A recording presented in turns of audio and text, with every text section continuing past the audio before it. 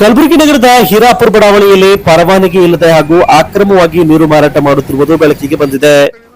ಹೀರಾಪುರ ಬಡಾವಣೆಯ ಮುಖ್ಯ ರಸ್ತೆಯಲ್ಲಿರುವ ಮನೆಯವರಾದ ಪ್ರಭುಲಿಂಗ ಚಿಚ್ಚೋಳಿ ಎಂಬಾತರು ತಮ್ಮ ಮನೆಯಲ್ಲಿರುವ ಬೋರ್ವೆಲ್ ನೀರನ್ನ ಟ್ರ್ಯಾಕ್ಟರ್ ಮತ್ತು ಟ್ಯಾಂಕರ್ಗಳ ಮೂಲಕ ಮಾರಾಟ ಮಾಡುತ್ತಿದ್ದಾರೆ ಎಂದು ಸ್ಥಳೀಯರು ಆರೋಪಿಸಿದ್ದಾರೆ.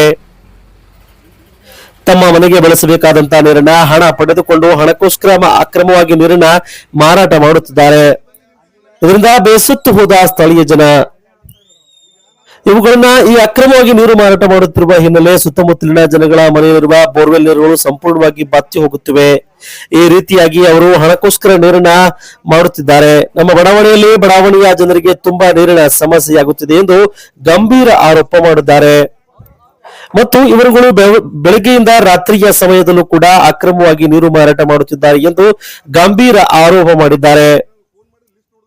ನೀರು ಸರಬರಾಜು ಮಾಡುವಂತಹ ಟ್ರ್ಯಾಕ್ಟರ್ಗಳು ರಸ್ತೆಯ ಮೇಲೆ ನಿಲ್ಲಿಸುತ್ತಿರುವುದರಿಂದ ಸಾರ್ವಜನಿಕರಿಗೆ ಹಾಗೂ ಶಾಲಾ ಮಕ್ಕಳಿಗೆ ಮತ್ತು ವೃದ್ಧರಿಗೆ ಹಾಗೂ ಶಾಲೆಯ ವಾಹನಗಳಿಗೆ ಸಂಚಾರ ಮಾಡುವುದಕ್ಕೆ ತುಂಬಾ ತೊಂದರೆಯಾಗುತ್ತಿದೆ ಎಂದು ಹೇಳಿದ್ದಾರೆ.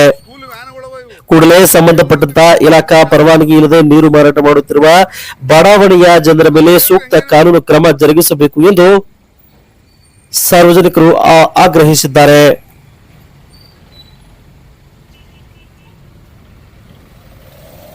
ಸರ್ ಏನು ಹೇಳಿದ್ರು ಪ್ರಯೋಜನ ಇಲ್ಲಾರ್ದಂಗೆ ಆಗ್ತದೆ ನೋಡಿ ಸರ್. ಸೀರಿಯಸ್ ಆಗಿ ಇದು ಆಕ್ಷನ್ ತಗೊಳ್ಬೇಕು. ಸೀರಿಯಸ್ ಆಗಿ ಆಕ್ಷನ್ ತಗೊಂಡ್ರೆ ಇಲ್ಲಿ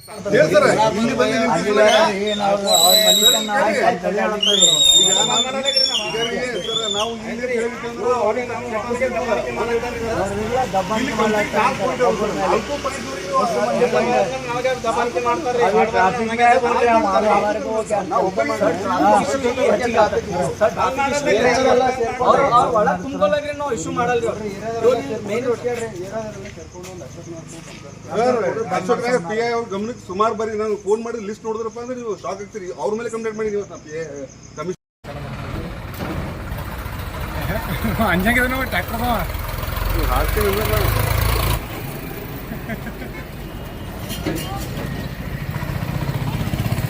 ಸ್ಟೇಷನ್ಗೆ ಹೋಗಿ ಹೇಳ್ತೇನೆ ರೀ. ಹಾಂ ರೀ.